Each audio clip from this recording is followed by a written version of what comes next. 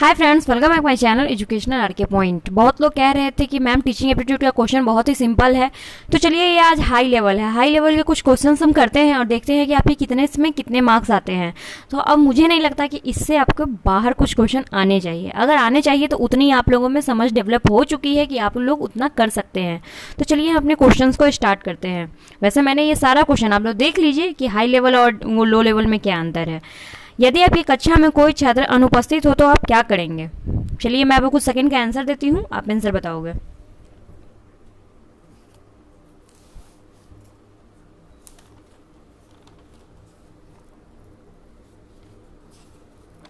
चलिए आपका टाइम समाप्त होता है। अगर आपके कक्षा में कोई छात्र अनुपस्थित हो तो इसके अभिभावक से क्या छात्र के अभिभावक से उसका कारण पूछेंगे, यानी कि 1 का बी आंसर है। यदि कोई छात्र आपके साथ अभद्र व्यवहार करता है तो आप क्या करेंगे?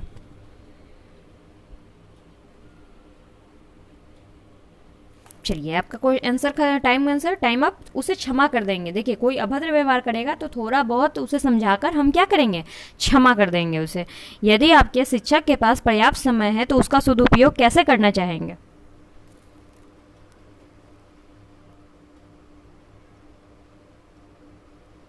तो चलिए यहाँ पे आंसर क्या है, स्व अध्याय करके। क्या मैं ये क्वेश्चन सब नहीं करवाई हुई हूँ? देखिए टीचिंग एप्टीट्यूड में 5 प्रकार के क्वेश्चंस होते हैं। मैं आज आपको पूरा क्लियर कर ही देती हूँ ताकि कभी आपको दिक्कत ना हो।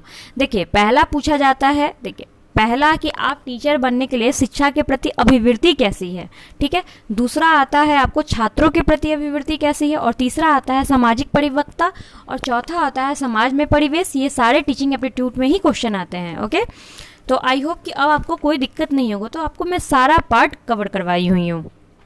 चलिए 4 नंबर बोलते हैं, आप अध्यापक के कार्य अध्यापन का क्यों सम्मानजनक कार्य मानते हैं? चलिए आप तो टीचर बनने वाले हैं तो बताइए मुझे आंसर।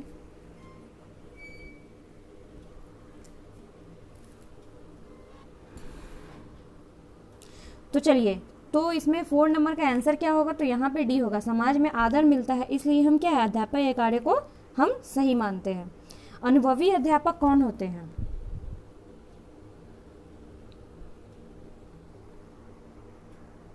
चलिए आपका समय होता है समाप्त। तो अनुभवी अध्यापक होते हैं पाठ में अधिक से अधिक रोचक बनाना, यानी कि आप किसी भी चीज़ को बता रहे हैं। जैसे कि आपने पढ़ाया गलवान की घाटी, तो ये गलवान की घाटी कहाँ है, आप पिक्चर के थ्रू समझाओगे कि इसके बीचों बीच जो होते जो चीन की सीमा होती है, यहाँ पे जो सीमा थे गलवान घाटी का, जहाँ पे चीनी सैनिक आकर छिप गए थे, तो ऐसे बच्चे क्या है इमीडिएटली समझ जाएंगे। इसीलिए किसी भी चीज़ को रोचक बनाकर अगर आप पढ़ाते हो तो बीए टीचर आप में बहुत ही अच्छी कला है।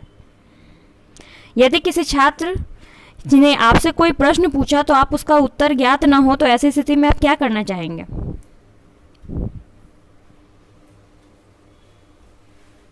चलिए तो ऐसी स्थिति में हम उससे कहेंगे, छात्र को बताएंगे कि उसके प्रश्न का उत्तर ज्ञात कर कर आप उसे अगले दिन बता देंगे। चलिए गृह कार्य देने के संबंध में आपका क्या विचार है?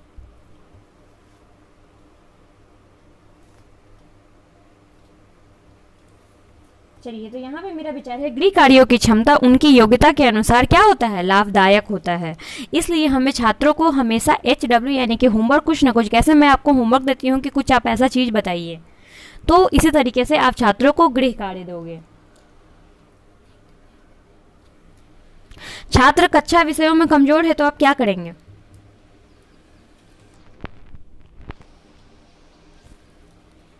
चलिए तो आपका आंसर होना चाहिए कमजोरी जानकर उसको दूर करने का प्रयास करेंगे। तो आपके कितने सही हैं आप मुझे कमेंट बॉक्स में लिखोगे। देखिए अगर आपकी क्या कमजोरी है मुझे एक बार पता चल जाए तो जाहिर सी बात है कि मैं आपकी कमजोरी दूर करने का प्रयास करूंगी।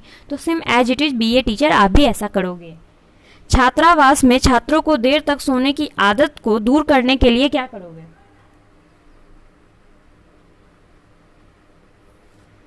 तो चलिए इसका आंसर होगा डी, रोज सुबह जल्दी उठाकर, इससे होने वाली हानियां बताकर और समय समय पर उठने का महत्व बताकर। यानी कि इन सभी में छात्रों में चोरी की आदत को कैसे दूर किया जाता है?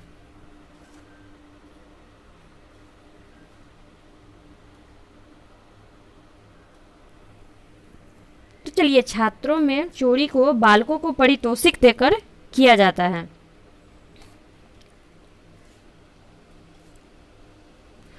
जूनियर कक्षा में निम्नलिखित में से किसके द्वारा शिक्षा दिया जाना अधिक प्रभावी होता है?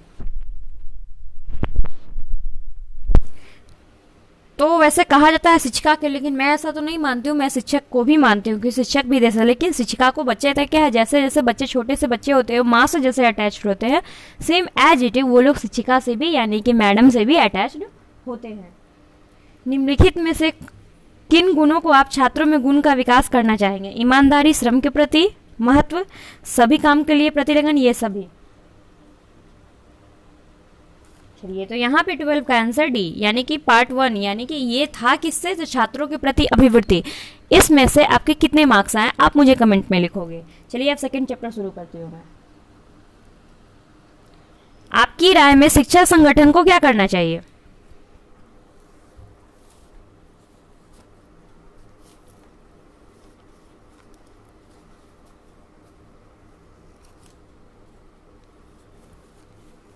आपकी राय में शिक्षक संगठन को बताइए क्या करना चाहिए।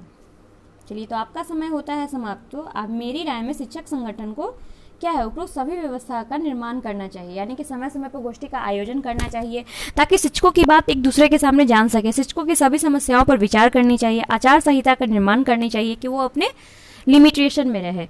यदि आपके शहर में शिक्षा संबंधी कोई व्याख्यान आयोजन हो रहा है तो आपकी क्या प्रतिक्रिया होगी?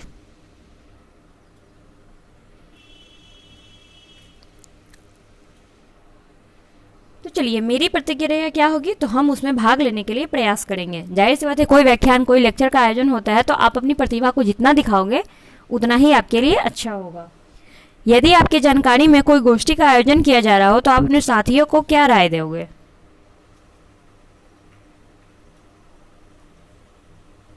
हम अपने संगठन, यहाँ पे आंसर इसका क्या होगा, डी। हम अपने संगठन के साथ साथ अन्य सभी विद्यालयों को क्या करेंगे, सूचित करेंगे।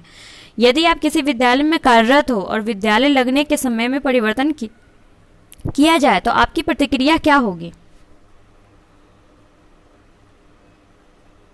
चलिए, तो मेरी प्रतिक्रिया क्या है, नए समय पर आना प्रारंभ कर देंगे। ठीक है।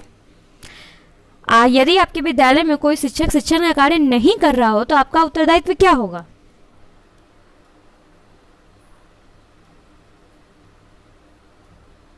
चलिए, आपका समय होता है समाप्त। तो क्या होगा, उसका कारण जानने का प्रयास करेंगे कि वो क्यों नहीं पढ़ाना चाह रहा है। क्या उसे पढ़ाने नहीं आता है या वो इंटरेस्टेड नहीं है, बच्चे उससे क्या करते हैं, परेशान करते हैं।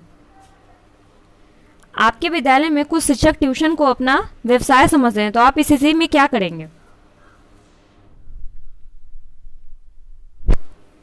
तो चलिए, यहाँ पे आंसर होता है आपका समाप्त। उससे होने वाली हानियों को बताएंगे, यानी कि ट्यूशन में क्या क्या हानि हो सकती है उसको हम बताएंगे। आपके विद्यालय में एक शिक्षक को बुरा व्यसन लग गया हो तो आप उसकी क्या प्रतिक्रिया, प्राचार्य को उसकी सूचना देंगे, उसे घर वालों को सूचित करेंगे, उसको समझाने के प्रयास से दूर रहेंगे। चलिए, तो आपके समय होते हैं समाप्त। तो उससे क्या है, उसे समझाने का प्रयास करें। किसी भी चीज का हल मारपीट नहीं होता है, इसलिए हम उसे समझाने का प्यार से, जब ना माने तो फिर कड़ा रुख अपनाएंगे। शिक्षकों में अनुशासन रखने हेतु आप क्या सुझाव देंगे?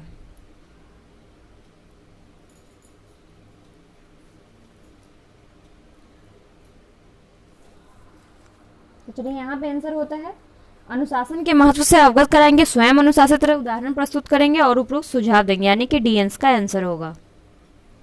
यदि छात्र सहभागी क्रियाओं में भाग नहीं लेते हैं तो आप क्या करेंगे?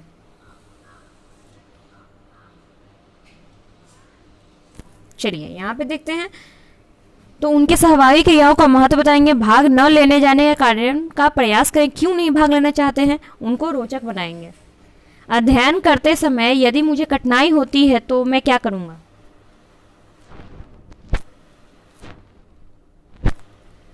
तो चलिए, यहाँ पे इसका आंसर होगा उस और अच्छी तरह समझने का प्रयास करूंगा, कुल संदर्भ साधनों की सहायता लूंगा। एक शिक्षक को अपने वृत्ति के संबंधित साहित्य का अध्ययन करने की आवश्यकता है, इस कारण से कौन सा सहायक होगा?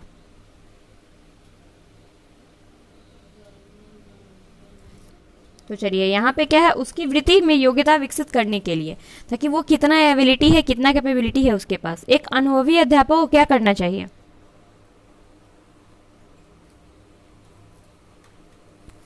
तो यहाँ पे आपके 3 सेकंड खत्म होते हैं। एक अनुभवी अपने अनुभव का उपयोग पढ़ाई में करनी चाहिए। किस में करनी चाहिए? तो पढ़ाई में करनी चाहिए। यदि कोई धनवान अभिभावक अपने पक्ष में अपने बच्चे को लेकर पाप से झगड़ता है तो आप क्या करेंगे?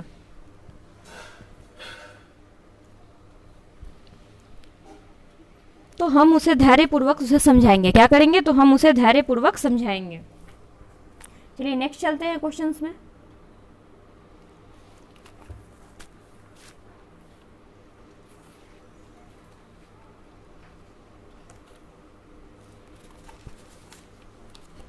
राष्ट्रीय शिक्षा नीति किस मुख्य क्षेत्र पर जोर दिया?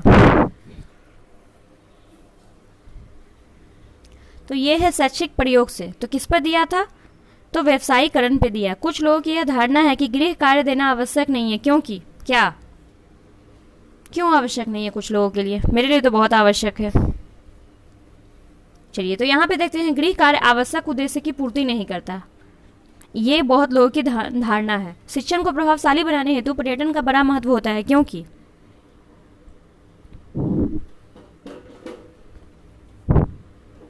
चलिए तो यहाँ पे इसका आंसर है, छात्रों को कक्षा में पढ़ाए जाने वाली वस्तुओं का वास्तविक क्या होता है? अनुभव होता है। छात्रों को अपने ज्ञान को जीवन में प्रयोग करने हेतु क्या करना चाहिए?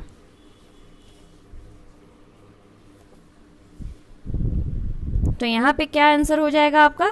तो शिक्षण में समय समय भिन्न उदाहरणों पर क्या करेंगे? बल देंगे। पाठ्य वस्तु को भली भांति स्मरण कर निम्नलिखित में से कौन सी सबसे उचित है? यानी कि याद रखने के लिए सबसे उचित कौन सा टिप्स है, बताइए। चलिए आपके समय होते सही उत्तर को पुनर्वर्णित कर देंगे। छोटे बच्चों को लंबे और कठिन शब्दों को सही उच्चारण नहीं कर पाते, आप ऐसे में क्या उपाय करोगे? ऐसे 4 शब्दों को बुलवाओगे, क्या करोगे बताओ? चलिए तो ये क्या करेंगे? तो हम बी और सी दोनों करेंगे, यानी कि शब्दों को खंड में बांट के, जैसे कि कोई वर्ड मीनिंग है इन्वायरमेंट, ठीक है, बहुत बच्चों को नहीं याद होता है, तो हम क्या करेंगे? इन, फिर क्या है? वॉर और मेंट याद करवाएंगे। इस तरीके से याद करवाने के लिए रूट वर्ड्स में इंसान याद करता है, तो याद हो जाएगा। और मिलते जुलते ऐसे सब, जैसे कि एप्पल है तो कैपेबल हो जाएगा। इसी तरीके से आप उसको एग्जाम्पल दोगे ताकि छोटे बच्चे सीख सकें।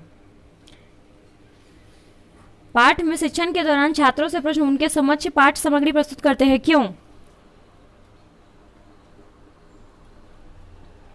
चलिए तो यहाँ पे इसका आंसर देखते हैं, उन्हें प्रेरित करने के लिए, उद्देश्य ताकि हम उनमें रुचि पैदा कर सके और अपने खुलकर अपनी शंकाओं को समाधान के लिए मेरे पास आए। तो चलिए हम इसी के साथ, ये हाई लेवल टीचिंग एप्टीट्यूड था, इसका पीडीएफ आपको व्हाट्सएप पे प्रोवाइड कर दिया जाएगा। मैं अभी आपसे विदा लेती हूँ। आई होप कि आपको मेरा चैनल पसंद आया तो लाइक इट। बाकी आज के लिए आपका दिन मंगलमय हो।